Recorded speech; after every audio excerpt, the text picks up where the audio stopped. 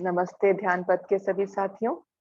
आज फिर हम एक प्रेरणादायक कहानी के साथ हाजिर हैं। हो सकता है कि ये आपके जीवन के किसी पहलू को छुए। यदि ऐसा हो तो इसे लाइक करें, शेयर करें और सब्सक्राइब करें चैनल को। अविनाश जी, आपका स्वागत है इस मंच पर।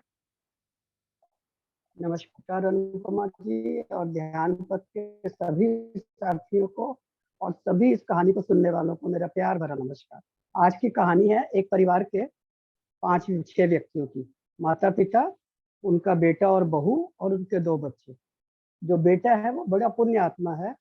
सिर्फ भजन या सिमरन या अपने लिए ही नहीं, अपने बिजनेस के लिए भी, अपने कस्टमर्स के लिए भी, अपने ऑफिस के जो उसके बिजनेस में काम जो कर रहे हैं बच्चे उनके लिए भी, सबके लिए वो बहुत ज़्यादा दया भाव वाला, सही भावना से बात करने वाला है।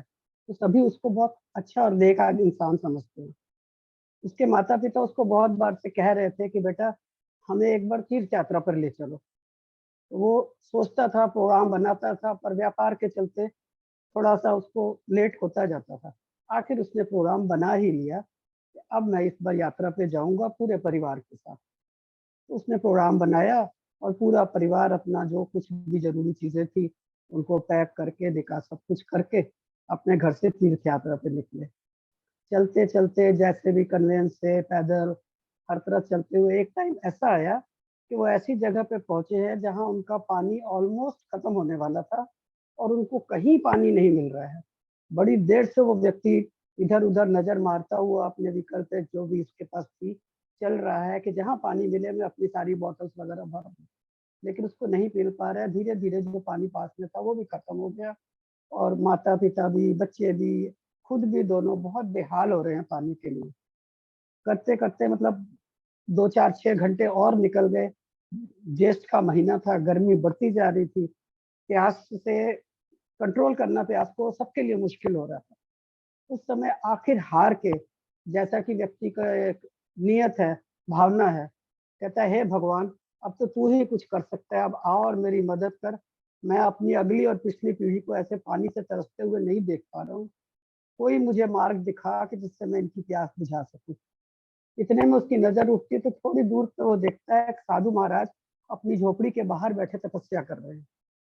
ये जल्दी जल्दी वहां तक अपने परिवार के साथ पहुंचता है और उनको हाथ जोड़ के कहता है महाराज ऐसे ऐसे हम पानी से, प्यास से बेहाल हो रहे हैं और हमारा पानी समाप्त हो चुका है और काफी देर से हम ढूंढ रहे हैं, हमें आसपास कहीं पानी मिल नहीं रहा जिससे हम प्यास बुझा सके। तो साधु महाराज बोलते हैं यहाँ से एक कोस दूर पे एक दरिया बहता है छोटा सा, बहुत ही मीठे पानी का है, अच्छा है, तो वहां से जाके अपनी प्यास बुझा सकते हो सब लोग। लेकिन तब तक में उसके माता पिता और उसके बच्चों की हालत इतनी नाजुक हो चुकी है कि वो 2 कदम भी चलने में अपने आप का समर्थ पा रहे हैं। तो वो साधु महाराज से प्रार्थना करता है कि अगर आप आज्ञा दे तो मैं इनको आपके पास छोड़ के पानी ले आऊं। वो कहते हैं हाँ ठीक है छोड़ दो। वो दोनों बातों के लिए धन्यवाद, पानी के लिए बताने के लिए भी और परिवार को आश्रय देने के लिए भी उनका धन्यवाद धन्यवाद करता हुआ पानी लेने चला जाता है। दरिया मिल जाता है, पानी लेता है, वापस आ रहा है तो 4-5 प्यासे व्यक्ति बड़े बेहाल से आ रहे हैं और वो कहते हैं प्लीज हमें पानी पिला दीजिए, आपकी बहुत दया होगी महाशय, हम पानी से बहुत प्यास से बेहाल हैं। उसने उन सबको पानी पिला दिया, पानी खत्म हो गया। फिर वो वापस दरिया पे गया, भर के आ रहा था, फिर उसको 3-4 व्यक्ति ऐसे ही मिले। ये क्रम 3-4 बार हुआ। उधर साधु महाराज सोचते हैं दरिया तो इतनी दूर नहीं है, अब तक तो उस व्यक्ति को पानी लेके आ जाना चाहिए था, मैं देखता हूँ क्या हुआ है। साधु महाराज जाते हैं, वहां तक पहुंचते हैं तो देखते हैं उसका काम। तो ये महाराज तो लगे हुए हैं पुण्य कमाने में, पानी लाते हैं पिलाते हैं, पानी लाते हैं पिलाते हैं, अपने परिवार की तो उसको चिंता ही नहीं है। तब तक उसके पास पहुंचते हैं, कहते हैं महाशय आप ये क्या कर रहे हैं। कहते हैं जी प्यासे बंदे आ रहे हैं, मैं पानी ला रहा हूँ तो उनको पिला रहा हूँ। इसको पिलाने से तुम्हें क्या प्राप्त हो रहा है। ये तो महाराज नहीं पता, पर मन को शांति मिलती है कि जब किसी व्यक्ति की नीड में मैं जरूरत में उसकी सहायता कर देता हूँ, इससे मुझे पुण्य मिलता है। कहते हैं पुण्य तो तुम कमा रहे हो, पर तुम्हारे कर्तव्य का क्या। कहते महाराज मैं समझा नहीं, तुम्हारा वो जो कर्तव्य, माता पिता और बच्चे और बीवी वहां प्यास से बेहाल बैठे हुए हैं, वो कर्तव्य, वो जिम्मेवारी तुम्हारी नहीं है। कहता है जी है। तो कहते हैं पुण्य और कर्तव्य का बैलेंस सामंजस्य कैसे रखोगे? कहते हैं मुझे कुछ समझ में नहीं आ रही, मुझे तो मेरे दिल ने कहा पिला दो तो मैं पिलाता चला जा रहा हूँ।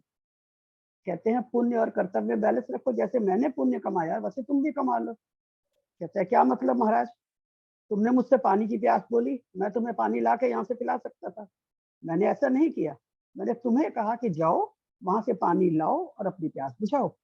इसी तरह तुम भी इन व्यक्तियों को कह सकते थे वो दरिया बह रहा है, जाओ पानी पियो और प्यास बुझाओ, और तुम आके पानी ला के अपना कर्तव्य पूरा करते। अगर प्यास से तुम्हारे घर के परिवार के कोई बंदा खत्म हो जाए या बहुत ज्यादा बीमार पड़ जाए तो तुम्हारा पुण्य जो है वो कर्तव्य के आगे नीचा पड़ जाएगा। पुण्य और कर्तव्य का बैलेंस रखना भी तो जरूरी है। कहते महाराज आप सच कह रहे हैं, उनके चरणों में शीश नवाता है। जैसे ही आंखें खोल के खड़ा होता है साधु अंतर ध्यान, वो तो एकदम समझ जाता है कि ये साधु नहीं थे, जब मैंने भगवान को प्रार्थना की थी भगवान खुद मुझे मार्ग दिखाने आए। और वो फिर आगे जो लोग खड़े थे उनको कहता है जी जाइए वहां से दरिया से आप पानी ले लीजिए, और खुद भी जाता है दरिया से पानी ला के अपने बीवी बच्चे माता पिता सबकी प्यास बुझाता है और आगे अपनी तीर्थ यात्रा पर निकल के सफलतापूर्वक वापस आता है।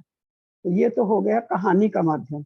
और इसके साथ हमें क्या सीख मिलती है कि हम पुण्य कमाएं, अवश्य कमाएं, लेकिन पुण्य के साथ अगर हम इस शरीर से जिम्मेवारियां अपनी गृहस्थी पूरी करने आए हैं तो उनका भी हम ध्यान रखें। उनको एक तरफ दरकिनार करके खाली पुण्य कमाने में ना लगे रहें। वो पुण्य जो है वो कर्तव्य के ऊपर गलत हो सकता है। दोनों का बैलेंस रखें।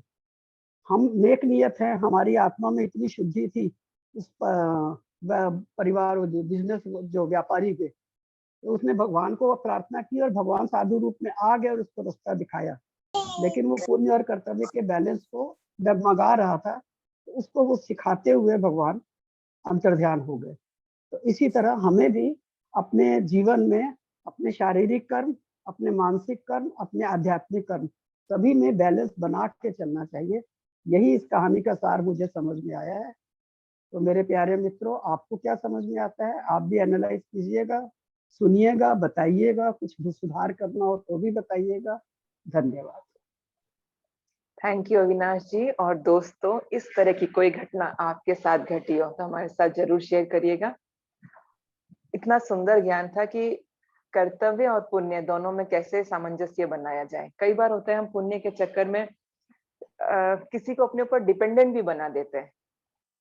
कोशिश करें कि सबको हम आत्मनिर्भर बनाएं, मार्गदर्शन करें, सब अपना जो चुनाव है स्वयं करें। यदि दोस्तों आपको ये कहानी पसंद आई हो तो शेयर जरूर करें और इस तरह की और कहानियों के साथ हमसे जुड़ते रहें। आप सबका बहुत स्वागत है।